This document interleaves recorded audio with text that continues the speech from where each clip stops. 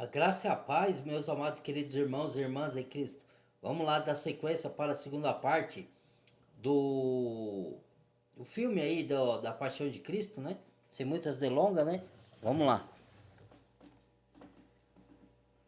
Vou ver aqui. Aí.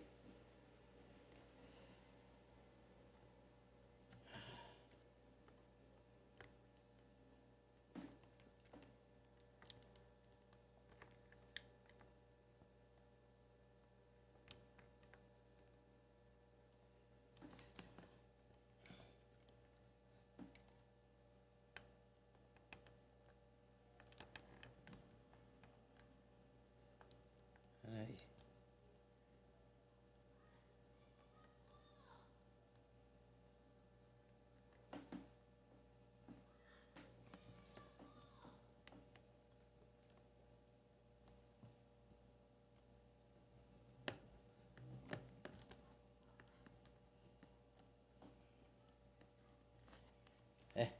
Vamos lá.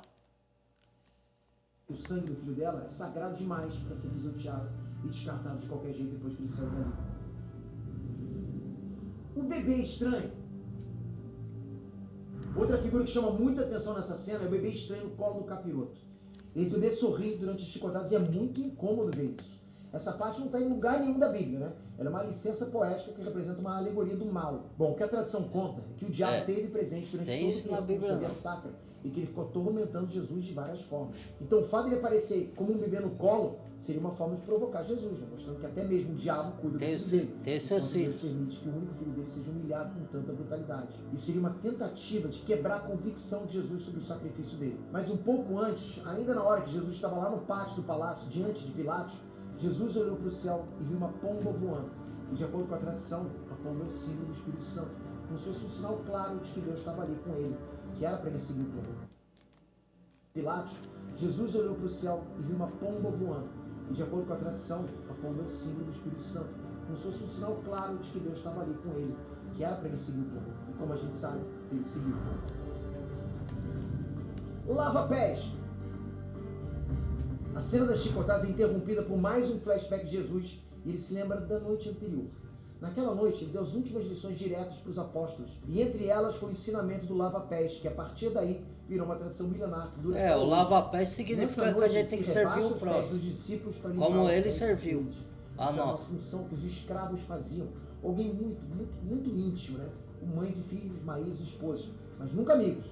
O simbolismo desse ato é que Jesus se coloca na posição de escravo e lava os pés dos seguidores dele como forma de mostrar que ele estava ali para servir, não para ser servido. E ainda com a missão de limpar sujeiros dos humanos. Em outras palavras, né, lavar os pecados da humanidade. Além ainda de ser um símbolo porque esse símbolo que Jesus veio para servir, para dar vida pela gente, ele estava simbolizando que a gente tinha que servir os outros em Cristo. Servir a Deus e servir os outros. A partir que Cristo veio, a gente passa a servir a Deus. Não Deus servir a gente, porque ele já serviu na cruz. Agora a gente que tem que servir ele, guiado pelo Espírito. Entendeu? Ele deu o exemplo que, como ele serviu a nós, agora a gente tem que servir uns aos outros. Entendeu? De alguma forma, né? Pode servir de qualquer forma, mas servir. Entendeu? Personagem apócrifo. O filme chega na metade com Abenadar aparecendo, brigando com os torturadores porque eles levaram a punição de Jesus longe demais. Esse cara, o Abenadar, ele apareceu nas visões da Ana Catarina Emmerich, e ele teria sido um capitão romano que participou dos eventos da Paixão de Cristo. O nome dele não é citado nos evangelhos canônicos, mas mesmo assim ele é uma figura que aparece com frequência em obras de arte sobre a Paixão de Jesus. O fim do flagelo. Jesus foi arrastado dali e levado para um outro canto da prisão romana em Jerusalém. E depois que ele sai, Maria e Maria Madalena limpam o sangue de Jesus no chão, enquanto a Madalena relembra quando Jesus salvou ela do apedrejamento. Bom, essa parte é uma adaptação. O evangelho que fala dessa mulher, que é em João capítulo 8, não especifica que foi com Maria Madalena. Então no filme essa história não, foi essa da Maria Madalena foi quem foi expulsa de 7 demônios. É o que a Bíblia fala, né? Aquela que Jesus que ia ser apedrejada era uma mulher adúltera que caiu em adultério, né? Cometeu o ato de adultério e os religiosos fariseus levou para testar Jesus lá, perguntando para Jesus o que faria, porque a lei mandava apedrejar qualquer adúltero. Só que levaram só a mulher. E o cara que adulterou com ela? Tinha que ser o homem também. Porventura podia ser até um deles religiosos ali. Por isso que Jesus falou que na nova aliança, como ele veio para pagar o pecado e cumprir a lei, na nova aliança não tem mais isso de apedrejamento. Porque Jesus falou para ela, falou para eles assim, quem não tem pecado atire a primeira pedra. Aí todo mundo derrubou a pedra e saiu correndo. Por quê? Porque todos tinham pecado, certo? Então se fosse assim, todos tinham que ser apedrejados, entendeu? Então, falou, ninguém te apedrejou? E cadê os seus acusadores? Não ficaram ninguém? Ninguém, senhor, ela respondeu. E nem eu tampouco te julgo. Vá e não peques mais, entendeu? É isso. Então foi uma mulher pega e adultério, não tem nada a ver com a Maria Madalena. Maria Madalena foi quem Jesus, quem Yeshua expulsou 7 demônios, entendeu? E aí ela virou seguidora de Cristo. Adúltera, que aparece no Evangelho de João, nessa ocasião, a Bíblia conta que Jesus estava ensinando no pátio do templo, escrevendo no chão, quando os mestres da lei foram lá testar Jesus, para ver se ele sabia e cumpria as leis da religião. Então pegaram a mulher no flagra e levaram ela lá e pediram para Jesus condenar a mulher de acordo com a lei. A lei dizia que nessa situação a mulher deveria ser apedrejada até a morte. Só que Jesus não acusou nem defendeu. O que ele fez foi dizer que atirasse a primeira pedra quem não tinha nenhum pecado. E nisso todos os homens que estavam ali desistiram e foram embora sem apedrejar ela. Esse ensinamento demonstra que Jesus não veio para condenar, e sim para salvar. Por isso que no fim da cena ele levanta a mulher do chão, mais uma vez, uma simbologia, né?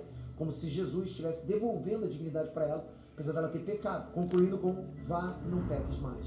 Vai e não peques mais. Agora, que Jesus não veio para condenar, veio para salvar. Da primeira vez. Porque na verdade não é o Criador, nem Yahshua, que é Cristo, que condena alguém. É a pessoa que se direciona para a condenação por rejeitar a misericórdia e a graça de Deus de dar o seu filho unigênito para morrer na cruz para pagar o nosso pecado. Quem rejeita se autocondena, se autodestina para a condenação. Não é o Criador que condena, não é Yeshua que condena. Apesar que ele vai dar a sentença de condenação na segunda vinda. Porque na primeira vinda ele veio para salvar, para morrer pelas pessoas, para dar vida eterna, para salvar a pessoa do pecado, entendeu? Na segunda vinda ele vai vir como juiz para lavar a sentença. Na verdade, essa palavra condenar aqui, Deus vai condenar, Deus não condena ninguém. Quem se autocondena é a própria pessoa por rejeitar a graça e a misericórdia do Pai, que deu do seu filho, certo? Ele só vai dar a lavrar a sentença, vai destinar a pessoa para onde ela decidiu ir. Porque quando você rejeita a obra que Cristo fez por nós, da misericórdia, graça e amor de Deus, você tá, é como se você estivesse falando, não preciso de Cristo, eu não creio que Ele é o Salvador, que Ele morreu no meu lugar, então, ou eu finge que crê também, que tem o cingido, né? Que Cristo fala que nem todo que diz Senhor, Senhor, entra lá no reino do céu, somente quem faz a vontade do Pai. Então é isso, né? Sentença final. Os guardas levam Jesus para um celeiro e lá eles insultaram Jesus e vestiram ele como um rei. Uma capa vermelha e uma coroa, só que uma coroa de espinhos. Depois disso ele foi apresentado de novo diante de Pilatos, da multidão. Pilatos decidiu flagelar e exibir Jesus ensanguentado, acreditando que a multidão se comover. E esse episódio ficou conhecido como Et Homo, que significa eis o homem. Mas o povo não se comoveu. Como eu falei antes, os fariseus queriam matar Jesus, mas não podiam executar a pena de morte que eles queriam, né? Por isso eles continuaram a pressionar o governador a aplicar a punição que eles queriam, a cruz. Pilatos ainda tenta que Jesus se defenda, mas Jesus está focado, ele só fala verdades espirituais e não faz nada para escapar da sentença. E não querendo instigar uma revolta, Pilatos lava as mãos e ordena a crucificação, deixando claro que ele não queria ter responsabilidade nenhuma disso. Quando Jesus vê Pilatos lavando as mãos, ele tem outro flashback da noite anterior, durante a última ceia, né, quando ele lavou as mãos antes de dividir o pão e o vinho com os apóstolos. Via Crucis. A cena começa seguindo o que é descrito no Evangelho de Mateus. Eles tiram o manto de Jesus, colocam de volta as roupas dele e ele foi levado para fora para carregar a cruz até o Calvário para ser crucificado. Uma tradição diz que era por volta das 11 horas quando Jesus abraça a cruz, deixando uma lição cheia de simbolismos. Muita gente nunca parou para pensar, mas Jesus sai carregando o próprio altar e quer sacrificar a própria vida. Jesus já tinha deixado um ensinamento sobre abraçar a própria cruz. No Evangelho de Mateus diz que quem quiser seguir Jesus teria que pegar a própria cruz e ir junto com ele. Simbolicamente, a cruz são todas as nossas obrigações, os problemas, os desafios da nossa As vida. aflições. Jesus fala e depois dá o exemplo de nunca fugir dos problemas da vida. É para seguir com coragem, assumir os BOs e fazer o que tem que ser feito. Outros dois condenados também carregam pedaços de cruz, é só parte horizontal, e muita gente não entendeu isso. Negar a Os sua dois condenados já vontade estavam agendados para fazer a para vontade do execução Pai, nesse dia. né? Então, Pegue a poste sua Jesus cruz, atacado- me siga, pegue a sua parte da aflição de Cristo, do sofrimento, siga o exemplo do Mestre e negue-se a sua vontade para fazer a vontade do Criador. Esse é o verdadeiro seguidor de Cristo, né? Não é que você vai passar pelo mesmo que ele passou, mas as lutas, as aflições, você não vai fugir dela. Você vai enfrentar porque sabe que o Pai está com você, te dando força. Entendeu? Não é que ele vai te livrar dos problemas, ele vai te dar força para vencê-los com o poder dele, do Espírito Santo, entendeu? Vai te capacitar a vencer, não fugir. né, já estava instalado, pronto para ser usado. Jesus foi condenado em cima da hora, então não tinha um poste sobrando lá. Então ele carregou a cruz inteira, né, o poste e a parte horizontal. Até porque pensa como romano agora, né? Por que eu vou carregar esse peso todo se esse condenado está indo para lá? É cruel, mas seria uma escolha prática para eles. Bom, enquanto Jesus começa o caminho até o Calvário, que é a colina da execução, aí Simão flashback. ajuda. Não se ligou, essa visão é uma memória de 6 dias antes. Teve o Simão que ajudou ele a carregar a cruz. Isso nos traz outra lição. Que além de a gente carregar a nossa própria cruz, um tem que ajudar o outro a carregar o fardo um dos outros. Que ensina no Evangelho também, né? Por um tempo. Depois cada um segue a sua. Mas por um tempo você tem que ajudar os outros a se levantar e carregar a própria cruz. Tem outro ensinamento. Que Jesus, quando ele carrega a cruz, ele cai. Não é sobre o quanto você cai, mas o quanto você consegue cair e se levantar, se reerguer de novo. Você pode cair várias vezes, mas desde que você tenha força para se levantar. E a força vem do Criador em você, entendeu? A partir da sua fé, entendeu? Aí prosseguir, mesmo igual o soldado que vai para a guerra, se fere, e mesmo ferido ele continua na batalha, entendeu? É isso. Como domingo de ramos. Tem vários ensinamentos espirituais ali. Figurativos. Messias, né? Um ungido de Deus, como os reis de Israel. Para eles, Jesus poderia ser o Messias entrando em Jerusalém para libertar o povo das mãos do Império Romano e trazer a paz e plenitude para os judeus. Eles esperavam por esse Messias político, né? Que trouxesse uma revolução. Mas como que lutasse contra a tirania dos romanos, né? Que os judeus queriam se ver livres do jugo do romano e achava que o Messias, quando viesse, ia fazer isso. Como ele não fez, ele veio para morrer na cruz e se dar pelo nosso pecado, eles não creram. A maioria dos judeus, não todos, né? Que muitos creram. E hoje, até hoje, os judeus esperam o Messias, que vai ser o anticristo que eles vão acreditar, né? Depois eles vão se converter lá na frente. Mas, de princípio, eles vão acreditar no anti-Messias, né? Dele não era desse mundo. E em menos de uma semana, ele faria o caminho de volta, sendo humilhado pelo mesmo povo. A primeira queda. Bom, durante o caminho, Jesus queda representa, se levante de novo. Tanto apanhar. E também de fraqueza, lógico, né? Aí Maria Madalena e João cortam o caminho para que a mãe fique mais perto de Jesus. A segunda queda. Jesus cai de novo, né? E aqui mais uma curiosidade da gravação. Essa cruz de madeira pesava por volta de 58 quilos. Então era pesado de verdade. Na cena da segunda queda, a cruz caiu em cima da cabeça e do ombro do Jim Caviezel e quebrou a articulação do ombro dele de verdade. Inclusive a imagem foi mantida no corte final. E é exatamente esse momento que você vê no filme. Maria vê Jesus caindo e tem um flashback da infância de Jesus enquanto ela vai consolar ele. Isso não está exatamente assim na Bíblia, mas mais uma vez é algo que poderia ter acontecido assim, né? Porque para toda mãe o filho é sempre uma criança. E como toda mãe, sempre que o filho cai, a mãe vai lá socorrer. E ela foi, mesmo ele sendo um homem feito. Jesus consegue ficar perto da mãe por um tempinho no meio da confusão. E ele fala para ela, faço novas todas as coisas. Isso está na Bíblia, mas não nessa parte, né? Eu faço novas todas as coisas é um versículo do Apocalipse, quando Deus vai aparecer para todo mundo e fundar um novo céu e uma nova terra no fim dos tempos. E essa frase está aí no filme no sentido de reforçar que Jesus está passando por isso para cumprir um propósito maior de salvação do mundo. A terceira queda. Bom, não é sobre o quanto você cai, e sim sobre o quanto você se levanta. Jesus a carregar a cruz. Simão. Ele está na Bíblia também, é chamado de Simão de Cirene. No filme ele diz que vai ajudar a levar a cruz, mas que é para deixar claro que ele não era um condenado. Isso é importante se a gente levar em conta a cultura da época. Porque assim, galera, morte pela cruz era a pior de todas as punições. Além de ser uma execução terrível, né, socialmente era a maior de todas as vergonhas. Por isso ele até ajuda, até porque ele não tem escolha, mas ele quer deixar claro para a sociedade que ele não tem motivo para passar esse vexame perante a sociedade. O véu de Verônica. Uma mulher passa desapercebida. Porque representa que um tem que ajudar os outros a carregar a cruz, né? É o simbolismo. E a queda de Cristo, ali, o tropeço que ele ensina, não é o quanto você cai, é o quanto você consegue, as quedas que você tem e o quanto você se levanta. Cair e se levantar, não ficar caído, entendeu? Você tem que ter a força em Deus para se levantar. Buscar força no Criador e ele te exaltará, como ele fez com Cristo, né? E até a exaltação da glória, né? Que ele ressuscitou e tudo, né?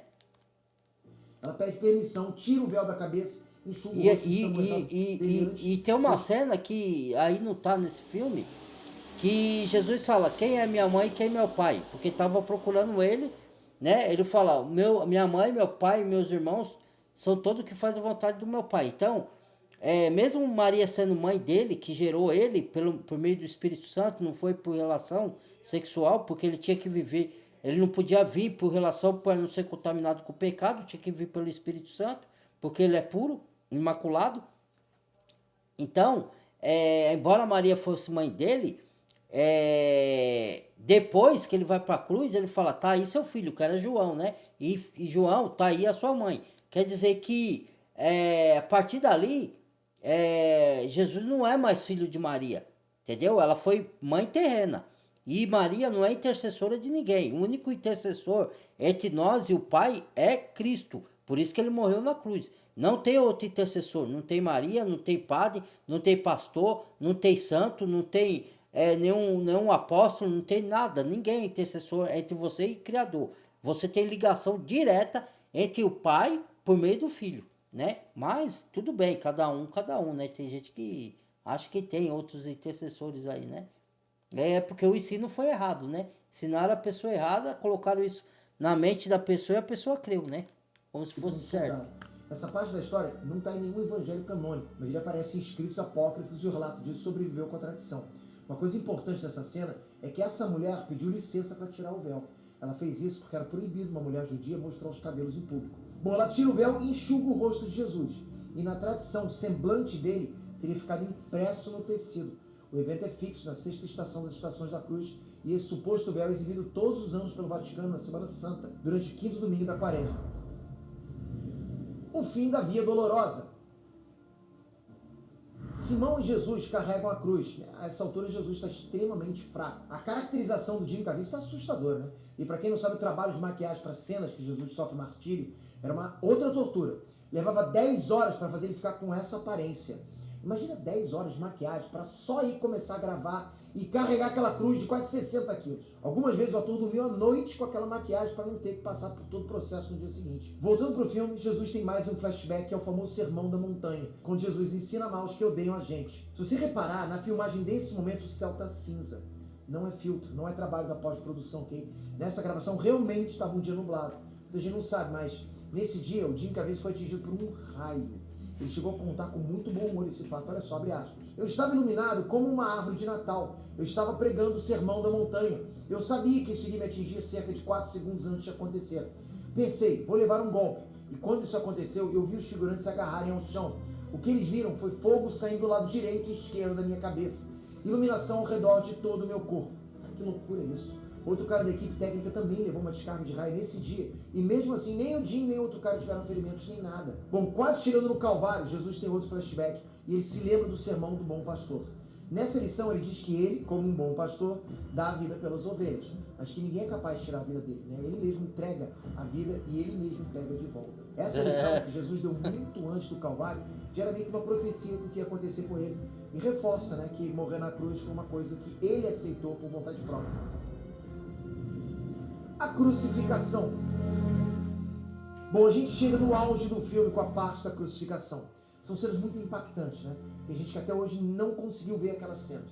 Era por volta do meio-dia e os soldados começam a preparar a cruz e eles pregam uma placa igual foi dito na Bíblia. O Império Romano mandava escrever na cruz dos condenados o nome do réu e o motivo da pena de morte. No caso de Jesus, né, como foi dito no Evangelho de João, Pilatos mandou escrever e colocar na cruz: Jesus Nazareno, Rei dos Judeus. Isso foi escrito em 3 idiomas, né? Em hebraico, que era a língua dos judeus, em latim, que era a língua dos romanos, e em grego, que era a língua universal na época. Ou seja, era para ninguém ter dúvida de quem era ele e por que ele foi condenado. Ou nessa hora Jesus se lembra. Porque antes dos Estados Unidos surgir, a língua universal era a grega, né? Hoje é o inglês, mas naquela época era o grego. Ele vinha o sangue que seria entregue na ceia, como ele ia entregar a vida na cruz. Outro flashback é a fala que Jesus ensina: o amai-vos uns aos outros.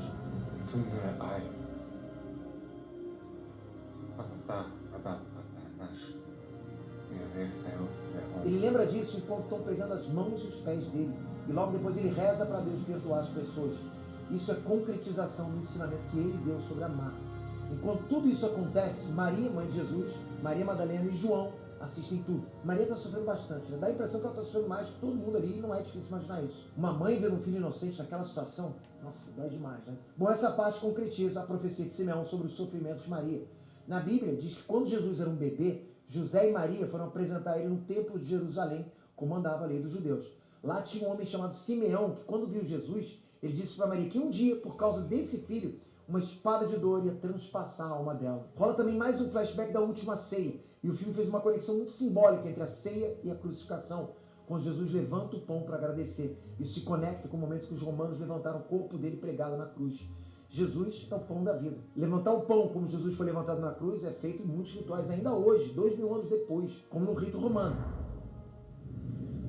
Mas esses rituais não se faz mais por verdadeiro cristão, né? São as religiões que ainda praticam isso, mas não significa mais nada, porque como Cristo já foi levantado, não precisa levantar mais o pão. A ceia do Senhor hoje é você compartilhar os alimentos, beber do sangue e comer do pão, é você se alimentar espiritualmente da palavra. Então tudo isso daí era simbolismo, né? Só que muitos não entendem isso até hoje, né? E nem as religiões, porque ele está falando aí, mas ele também está, embora ele não está falando de religião, ele está pondo o que a religião também a interpretação também por meio da religião, né? Ali, né? Que ele está pondo, e que é verídico, né? Ele está explicando como a religião, seja católica, interpretava as coisas, né? E punha o simbolismo, né? Até hoje pratica esse simbolismo, né? Que não precisa mais. E o filme também fez questão de mostrar o episódio do Bom Ladrão. Na Igreja Católica ele ficou conhecido como São Dimas e pela Igreja Ortodoxa como Hack. Bom, ele foi um dos ladrões que foram crucificados com Jesus e que lá acabou se arrependendo do que ele fez. Não existe bom ladrão, isso aí só que ele se arrependeu, perdoou e foi pro paraíso, né? Esse negócio de bom ladrão não existe, né? Existe bom ladrão, oi, conversa. É ladrão e pronto, mas ele se arrependeu dos seus pecados. Aparece no Evangelho de Lucas. Isso ensina que se tiver arrependimento verdadeiro, verdadeiro em Jesus, isso, a pessoa pode ser salva. Sim. Jesus salvou Dimas durante a crucificação. Vocês percebem o peso disso? Caifás também vai lá provocar Jesus, dizendo que se ele era Messias, né, era para ele descer da cruz.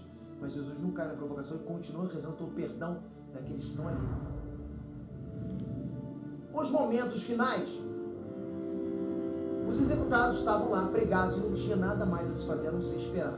Maria, João e Madalena puderam chegar perto de Jesus e Maria beijou os pés ensanguentados do filho dela. E como está escrito no Evangelho de João, Jesus disse que tinha sede. Nisso um soldado molhou uma esponja e levantou essa esponja numa lança para Jesus beber.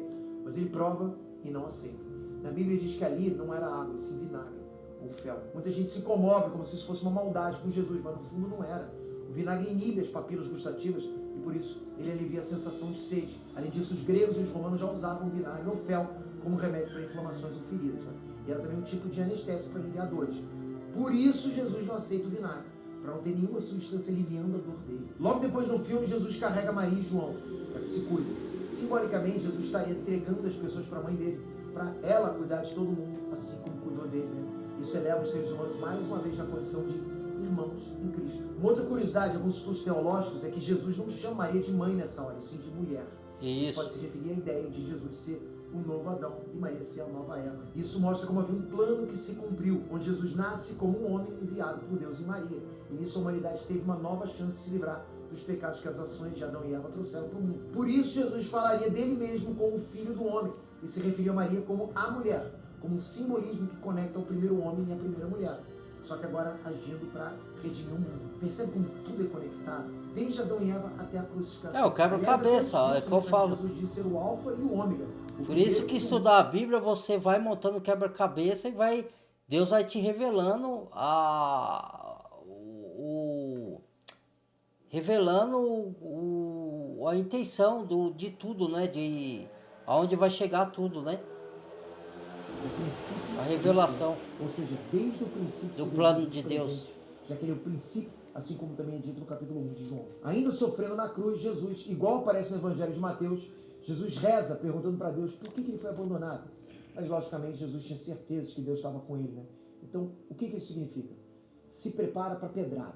O que a gente vê nos estudos teológicos, nessa hora, todos os pecados da humanidade, de todas as eras, se concentraram em Jesus. E o pecado é a única coisa que afasta Deus das pessoas. Na primeira carta de Pedro, explica que Jesus estava se identificando com cada pecador quando disse que Deus tinha abandonado ele. Isso. Daí então vieram as porque últimas ele estava palavras de cheio de Jesus. pecado. Ele disse, está consumado. Entrega o próprio Espírito nas mãos de Deus.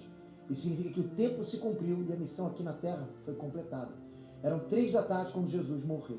A partir daí, não aparece no filme, mas é dito também que assim como ele morre, Jesus desce à mansão dos mortos para resgatar aqueles que foram pecadores. Desde Adão até o último pecador que morreu até aquela hora. Enquanto isso, lá em Jerusalém, o tempo fechou e a terra tremeu.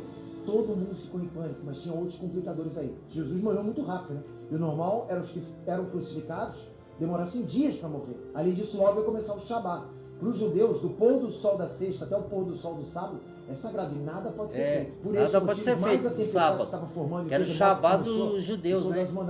Que eles adoram o sábado, eles guardam o sábado. Isso ia causar um estresse ainda maior no ritmo cardíaco. Porque para nós, o cristão, a guarda de sábado é a eternidade. Mesmo porque a gente não sabe se o sábado é sábado. Porque o calendário foi mudado. O nosso calendário é greco-romano. Então, mudaram muita coisa, né? Então a gente nem sabe se o sábado é sábado mesmo. Mas lá pros judeus, lá na lei de judeus, eles guardam o sábado, né? Para nós, o sábado é o descanso do Senhor, é a eternidade. Entendeu? Bom, o terremoto também danificou o segundo templo de Jerusalém e isso foi visto como um sinal de Deus sobre o sacrifício de Jesus. Nessa hora também, um guarda romano chamado Cássio recebeu ordem de enfiar uma lança em Jesus para ter certeza de que ele estava morto. E essa ferida saiu de sangue e água, igual está escrito no Evangelho de João. Lembrando, João estava ali, vendo tudo. A água, na Bíblia, aparece várias vezes com sentido de purificação. E o sangue com sentido de vida. O sangue ali simboliza o sangue de um cordeiro morto. Em Hebreus está escrito que sem derramamento de sangue não há remissão de pecados. Já não há perdão. Aparece como purificação e batismo. Por isso que então, tem que crer no sangue de Cristo e na lavagem da água, da palavra. Não é só a água comum do batismo, é um simbolismo para mostrar a água verdadeira, que é a palavra, fonte da água da vida, que curte vida na pessoa e converte a alma dela para a salvação eterna por meio da obra de Cristo na cruz, entendeu? Tudo tem um significado. Saindo separados de uma única ferida do corpo de Jesus é muito simbólico, né? É por isso que nesse momento o capiroto grita desesperado, porque com o sacrifício de Cristo a humanidade foi salva. O plano de Deus se concretizou e o dele falhou. A humanidade não, porque aí ele errou. Porque Cristo morreu pelo mundo todo, pela humanidade. Mas a humanidade toda não foi salva. Porque a Bíblia é bem clara em falar, aquele que ama o mundo, o amor do Pai não está nele. Quem é salvo é quem crê na obra de Cristo na cruz. Entendeu? Quando ele desce para resgatar aquele que já morreram, porque ele foi para o Hades, que é o inferno, que é a sepultura, né? Que inferno ali é sepultura, não é a condenação. A condenação é o lago do fogo, entendeu? Então, ele desce ao Hades, a sepultura, para resgatar também os mortos que morreram crendo. Ele foi resgatar o que creram, não os que não creram, entendeu? Para deixar bem claro aqui, porque confunde a mente da pessoa. Se você não detalha, não explicar detalhadamente, a pessoa acha que ela pode viver em pecado, que ela vai ser salva, vai para o céu do mesmo jeito, e não é assim que a Bíblia ensina, entendeu? temos que detalhar as coisas aqui. Da cruz e Maria segura ele morto no colo. Ele não Essa salvou imagem o foi mundo. inspirada na obra Pietà de Michelangelo. Ele morreu para salvar o No mundo final da todo. cena, Maria olha pra tela, Mas o mundo ela olha para quem está assistindo o filme, né? Quem tem ouvido vai aqui, salvar aquele que assiste a o dor pai que deu ela para sente por eles, ver Jesus para no mundo. crer. É um olhar sem julgamento. É por isso que incomoda tanto. Porque é como se a gente sentisse pela gente mesmo, sabe? Que a gente pode ter alguma coisa a ver com isso, de alguma forma. E para quem tem fé, é isso mesmo. É. O fim. O fim tem um salto temporal, né? Da sexta tarde ele vai para o domingo de manhã. A pedra da sepultura rola sozinha e a mortalha que envolvia o corpo de Jesus murcha, como se o corpo dele sumisse magicamente. E na mesma hora Jesus aparece sentado, limpo, sereno, acabando de ressuscitar. A cena é toda silenciosa, não tem nenhuma fala, mas a gente entende que ele está se sentindo pronto para a próxima parte da missão. Nisso, Jesus se levanta e o destaca no buraco de prego na mão dele.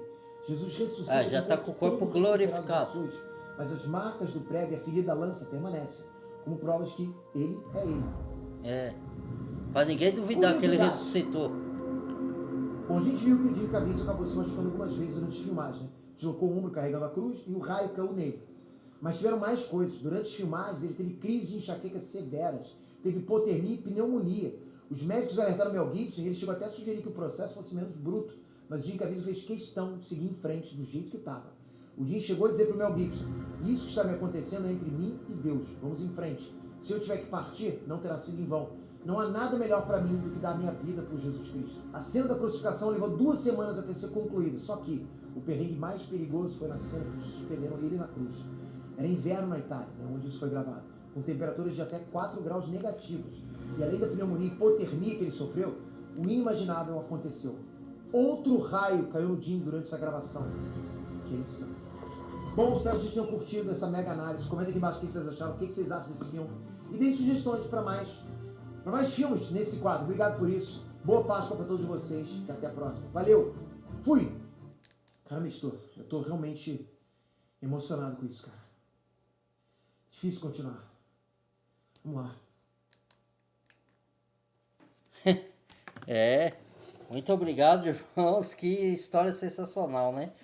É impressionante, né? Para quem crê, quem gosta da Bíblia Sagrada, quem gosta, ama as Escrituras, ama o que Cristo fez por nós, ama a vinda do nosso Senhor para a nossa salvação.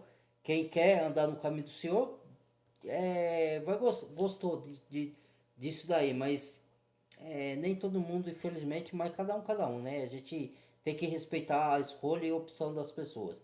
Então foi esse o vídeo, compartilhe, deixa o like, badalha o sininho de todas, se inscreva quem não é inscrito, bem-vindo a novos inscritos, tá?